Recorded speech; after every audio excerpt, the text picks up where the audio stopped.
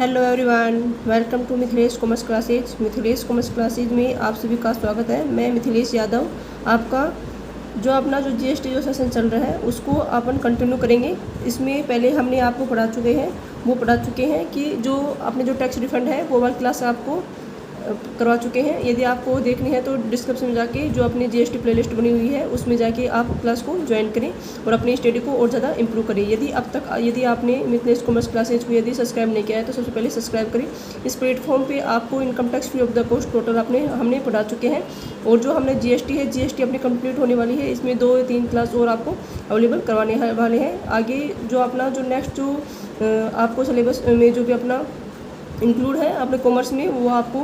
Available करवा दिया जाएगा। वो आपको पहले बता दिया जाएगा कि कौन सा सब्जेक्ट आपको हम क्लियर कराने वाले हैं आगे। तो आपने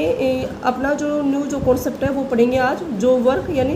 जो वर्क है, कोई भी यदि हमें जो गुड्स के लिए यदि कोई भी प्रिंसिपल है प्रधान है, यदि वो अपने गुड्स को जॉब वर्क करने के लिए उसको यदि भेजता है कोई भी जॉब वर्कर के पास, तो उसके लिए उसका टैक्स लगेगा या नहीं लगेगा। यदि टैक्स लगेगा तो उसका पेमेंट कौन करेगा, ये सभी हम आपको पढ़ाने वाले हैं। यहाँ से अपने जो जीएसटी है, जीएसटी के लिए ये बहुत ही इंपॉर्टेंट कॉन्सेप्ट होने वाला है, क्योंकि हर एग्जाम्स है जिसमें यहाँ से क्वेश्चन को पुटअप किया जाता है, जिससे अपने को कोई भी प्रॉब्लम क्रिएट होने वाली नहीं है। यदि आपने पूरी क्लास को यदि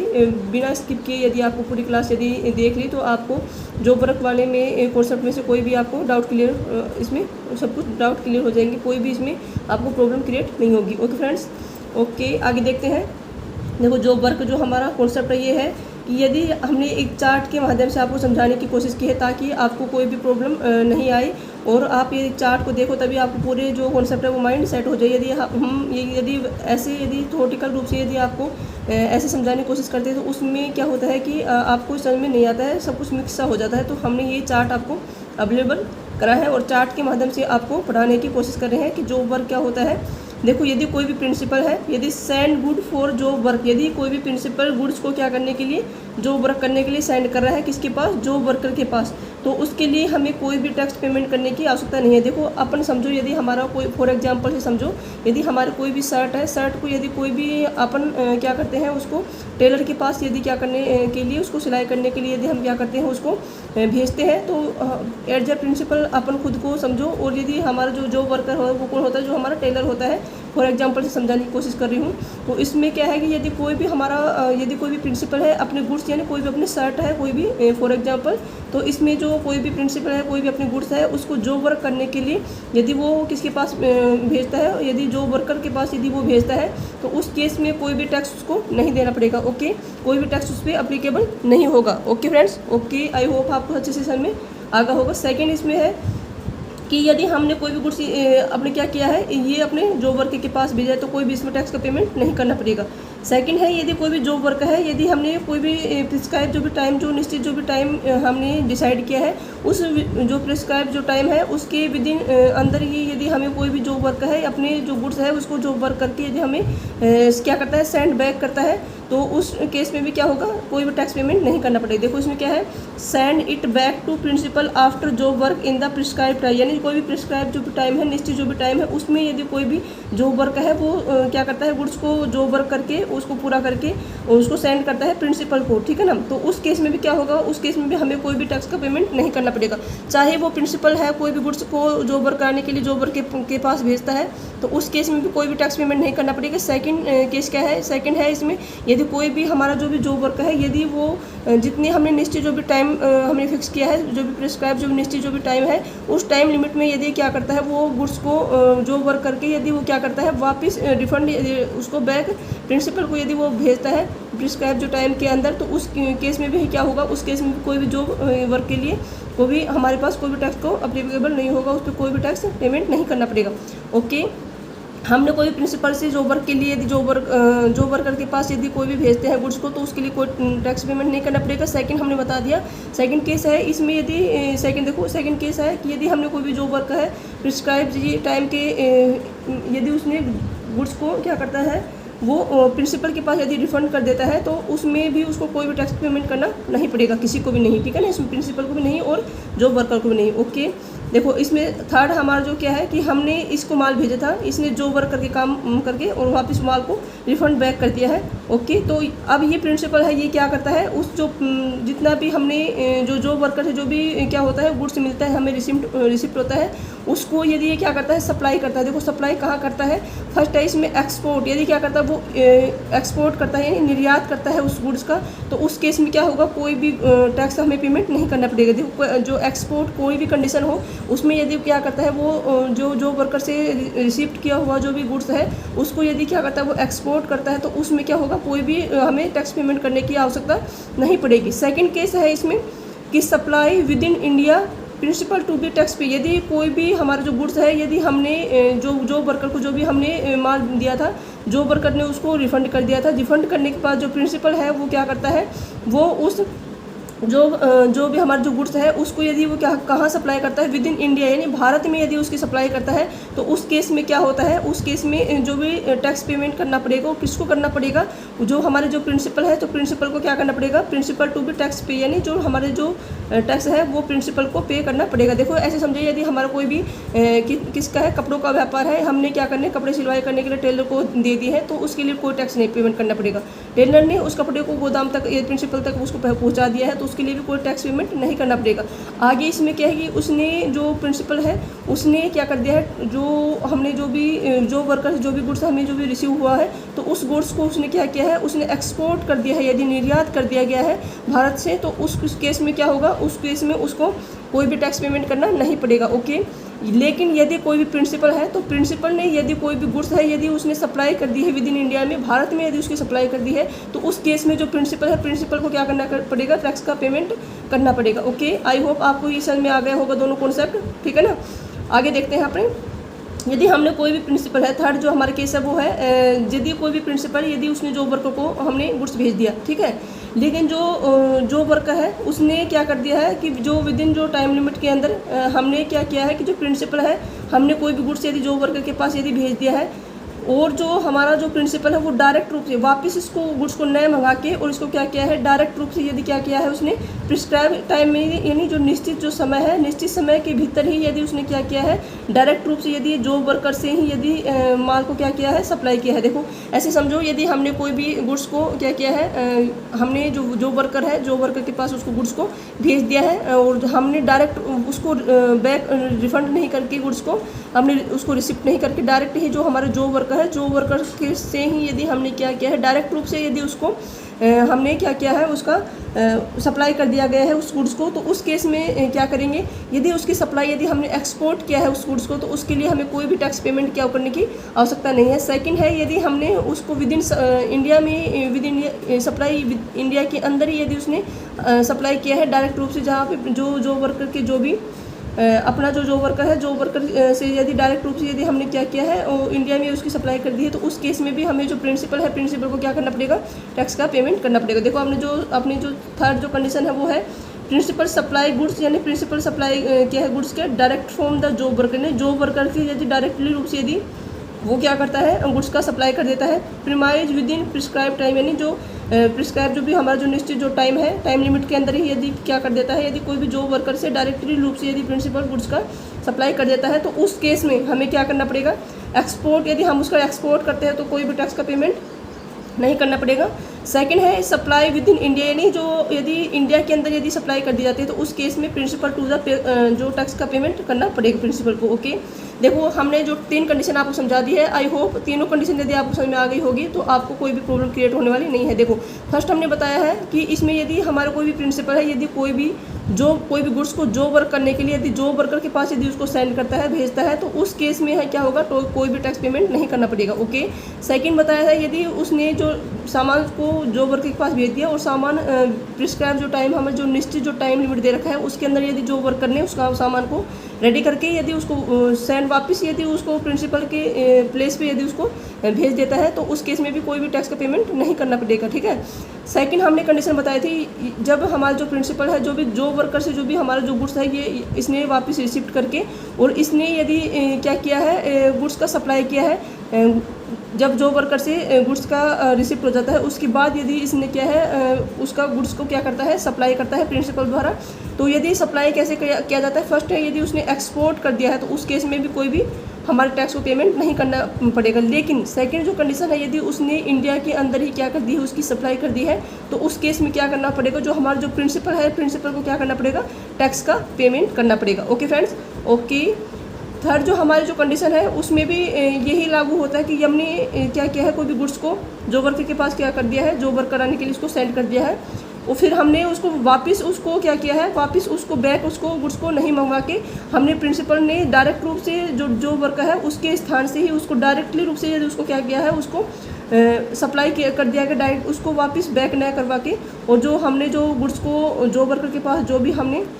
जो वर्क के लिए जो भी गुड्स को भेजा था, तो उसने जो प्रिस्क्राइब जो भी हमने जो विद इन टाइम लिमिट उसको दिया था, तो उस टाइम लिमिट के अंदर ही यदि प्रिंसिपल ने क्या किया है, उस डायरेक्टली रूप से जॉब वर्क से ही उस जो गुड्स है उसका यदि सप्लाई यदि किया है, तो उस केस में क्या करेंगे, उस केस में यदि उसने प्रिंसिपल ने डायरेक्टली रूप से यदि एक्सपोर्ट कर दिया है गुड्स का, तो उसके लिए भी कोई भी टैक्स का पेमेंट नहीं करना पड़ेगा। लेकिन सेकंड है इसमें बताया है कि जो भी प्रिंसिपल है वो जो वर्कर से डायरेक्टली रूप से यदि उस गुड्स का सप्लाई यदि विद इन इंडिया में किया है, जो हमारे भारत में यदि उसकी सप्लाई की है, तो उस केस में जो प्रिंसिपल है, प्रिंसिपल को क्या करना पड़ेगा, क्योंकि प्रिंसिपल ही डायरेक्ट रूप से जो वर्कर से क्या कर रहा है, गुड्स का सप्लाई कर रहा है, तो प्रिंसिपल ही को ही उस जो क्या करना पड़ेगा, टैक्स का पेमेंट करना पड़ेगा। Okay friends, okay. आपको तीनों कंडीशन अच्छे समझ में आ गए होगा, हमने आपको 2 बार इसको रिकॉर्ड करवा दिया है ताकि आपको अच्छे से माइंड में सेट हो जाए, ठीक है। पहली कंडीशन, इसमें कोई भी यदि एक्सपोर्ट करेंगे तो एक्सपोर्ट की कैसी भी कंडीशन हो उसमें कोई भी हमें टैक्स का पेमेंट नहीं करना पड़ेगा। लेकिन यदि हम प्रिंसिपल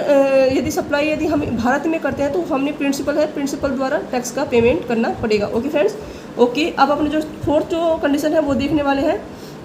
यदि क्या किया है, यदि कोई प्रिंसिपल है, प्रिंसिपल ने यदि जॉब वर्कर के पास यदि कोई भी गुड्स को भेज दिया है, ओके, लेकिन जो हमारा जो जॉब वर्कर है वो यदि विद इन जो प्रिस्क्राइब जितने भी हमने निश्चित जो टाइम लिमिट दिया है, यदि विद इन जो प्रिस्क्राइब टाइम के अंदर यदि उसने क्या किया है, उसने उस गुड्स को रेडी करके उसको क्या नहीं किया है, उसको रेडी करके उसको रिटर्न नहीं किया है प्रिंसिपल को, ठीक है ना। देखो फोर्थ हमारा जो कंडीशन वो है, goods are not return, goods को रिटर्न नहीं किया गया एंड सप्लाई नहीं किए गए फ्रॉम जॉब वर्कर से premise within prescribe time, यानी जो हमारे जो प्रिस्क्राइब जो भी टाइम है उसके अंदर यदि जॉब वर्कर ने कोई भी गुड्स को यदि रेडी करके उसको सप्लाई रिटर्न यदि नहीं किया है प्रिंसिपल को, तो उस केस में क्या करना पड़ेगा, हमें माना जाएगा deemed as supply within the principal, date of the supply is date on send for job worker principal to be tax pay. देखो अलोंग विद द इंटरेस्ट, देखो इसको ऐसे समझो, यदि कोई भी हमने प्रिंसिपल ने कोई भी जॉब वर्कर के लिए कोई भी सामान भेज दिया, ठीक है, लेकिन जो वर्कर है उसने विद इन टाइम लिमिट के साथ प्रिस्क्राइब जितना भी हमें जो निश्चित जो समय हमने डिसाइड किया है उस टाइम लिमिट में यदि वो क्या नहीं करता है, उसने उस जो गुड्स है जो उसने तैयार किया है उसको यदि वो रिटर्न नहीं करता है वापस प्रिंसिपल को, तो उस केस में क्या होगा, हमें डीम्ड सप्लाई मानी जाए, क्या किया जाएगा उसमें, उस केस में हमारा जो जॉब वर्कर है उसको ये डीम जो सप्लाई है इसको माना जाएगा, किस तारीख से माना जाएगा, जिस तारीख से वह जिस तारीख से जो जॉब वर्कर है उसको क्या किया है, उस जो गुड्स है उसका उसने जब उसको भेजा था उसको जॉब वर्क कराने के लिए, उसी दिन से क्या किया जाएगा, जॉब वर्कर को सप्लाई मान लिया जाएगा। ओके, और उस पर जो टैक्स जो पेमेंट, देखो विद इन यदि प्रिस्क्राइब यदि टाइम के अंदर यदि वो रिफंड नहीं करता है, तो जिस दिन जो प्रिंसिपल द्वारा जॉब वर्कर को जो भी हमने गुड्स को क्या किया था जॉब वर्क के लिए यदि उसने सप्लाई किया था, उसी दिन से उसको क्या मान लिया जाएगा, उसी दिन से उसको अपनी सप्लाई मान ले, डीम सप्लाई मान लिया जाएगा। Okay friends, okay. और जो उस पर जो डीम सप्लाई है तो उस केस में जो हमारा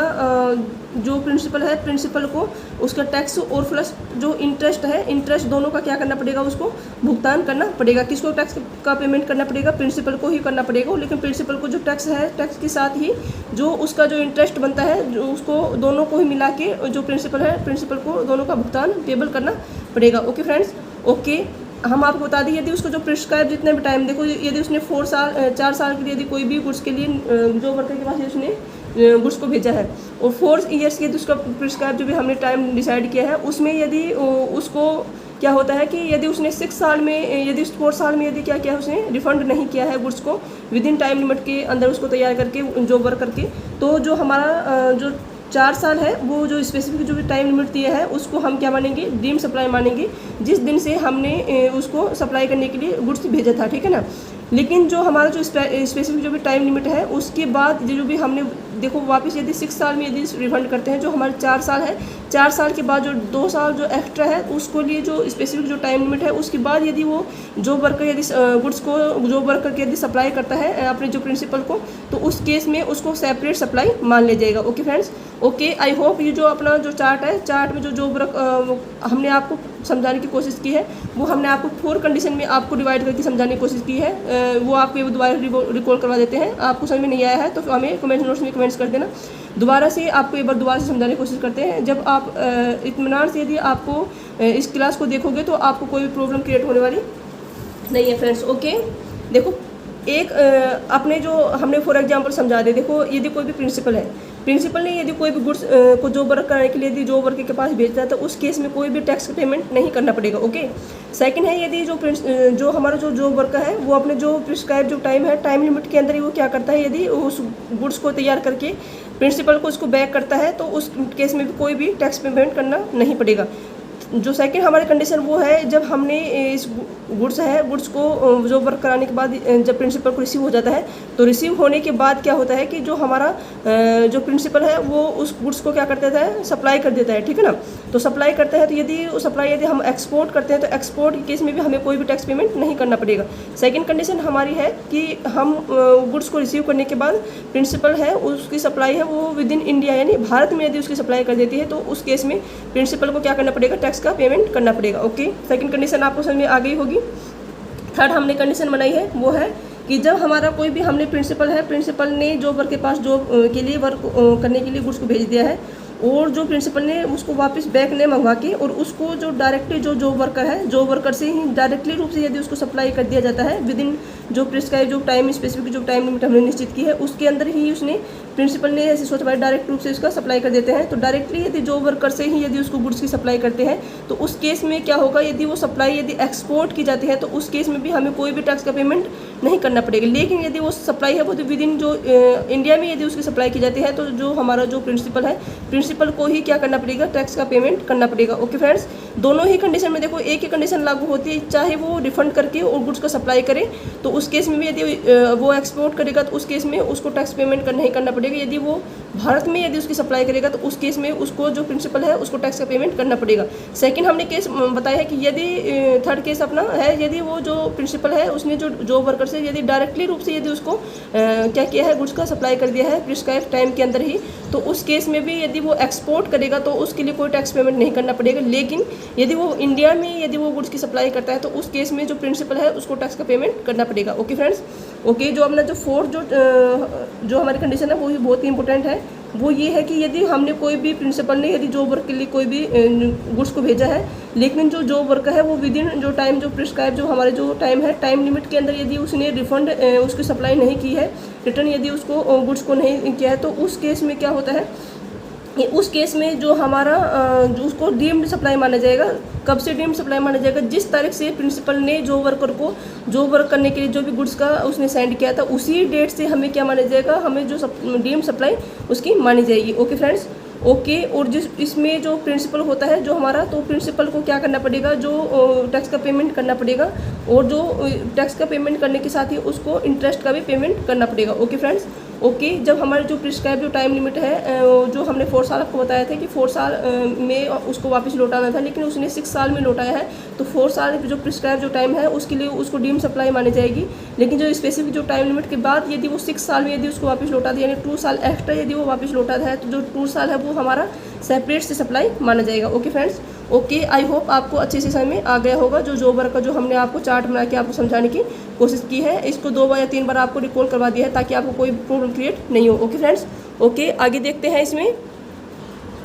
आगे क्या दे रखा है इसमें, principal can take credit on goods, यानी प्रिंसिपल जो क्रेडिट ले सकता है कौन कौन सी गुड्स की, इनपुट्स एंड कैपिटल। ये जो हमारा जो कॉन्सेप्ट है ये आरपीएससी असिस्टेंट प्रोफेसर 2021 में ये एग्जाम में पूछा गया है। जो ये नेट एग्जाम है, नेट में काफ़ी बार ये क्वेश्चन यहाँ से पुटअप किया गया है। तो ये जो वर्क वाला जो हमारा कॉन्सेप्ट है बहुत ही इंपॉर्टेंट कॉन्सेप्ट है, इसको हमें अच्छे से याद करना है। जीएसटी में ये जो वर्क है, ये जो कॉन्सेप्ट है, यहाँ से बहुत ज़्यादा बार क्वेश्चन पुटअप किए जाते हैं। तो एक ही जो हमारा कॉन्सेप्ट है, इससे एक ही कॉन्सेप्ट में 2 या 3 क्वेश्चन भी पूछे जा सकते हैं। Okay friends, okay. तो ये बोल रहा है कि यदि हमारा जो प्रिंसिपल है वो गुड्स पे क्रेडिट ले सकता है। कौन कौन से गुड्स पे? इनपुट्स पे, और जो कैपिटल गुड्स है उसमें जो send for the job work, यानी जो प्रधान जब जॉब वर्क के लिए भेजे गए माल के लिए इनपुट और कैपिटल गुड्स पे क्या कर सकता है? क्रेडिट ले सकता है। Okay friends, okay. सेकंड है, इसमें सेकंड पॉइंट है, credit can be take even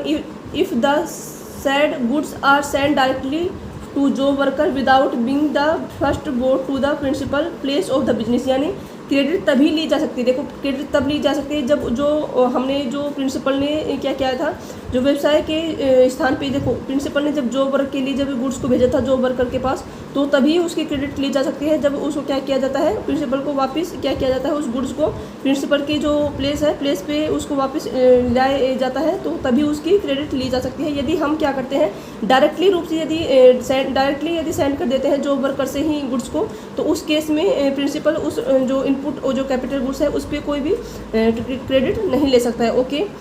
इसमें है कि क्रेडिट तभी ली जा सकती है जब जो माल है, माल को पहले जो हमारे प्रिंसिपल की जो बिजनेस है, बिजनेस के स्थान पे लाते हैं, तभी उसकी क्रेडिट ली जा सकती है। यदि हम डायरेक्टली यदि उसको गुड्स को यदि हम जॉब वर्कर की, जो हमने थर्ड कंडीशन बताई थी आपको, यदि डायरेक्टली रूप से यदि उसको सप्लाई कर दी जाती है जॉब वर्कर के स्थान से ही, तो उस केस में हमें कोई भी इनपुट और कैपिटल गुड्स पे कोई भी क्रेडिट हमें अवेलेबल नहीं दी जाती है। Okay friends, okay. देखो अब इसमें जो हमारा जो एक पॉइंट ये है time limit for the returning in the goods. देखो जो हमारा जो गुड्स हम क्या करते हैं, जॉब वर्कर के से उसको सेंड करते हैं जॉब वर्क करने के लिए, तो उसको रिटर्न करने का हमारा जो टाइम लिमिट है वो कैसे हमें एक्सटेंड किया गया है, तो वो बताया गया, send the job worker supply for the job workers place to business. यानी जब जॉब वर्क के लिए भेजे गए सामान को वापस लौटाने की समय सीमा क्या होती है, तो वो होती है, फर्स्ट है इन केस ऑफ इनपुट्स, जो हमारे इनपुट्स और जो कैपिटल गुड्स है, तो इनपुट्स के केस में हमें जो भी विदिन जो टाइम लिमिट है जो रिफंड करने की है, गुड्स को रिटर्निंग करने की जो भी टाइम लिमिट है जॉब वर्कर से, तो वो होगा, देखो in case of the inputs 1 year, 1 साल के लिए उसको इनपुट्स को क्या माना जाएगा, उसमें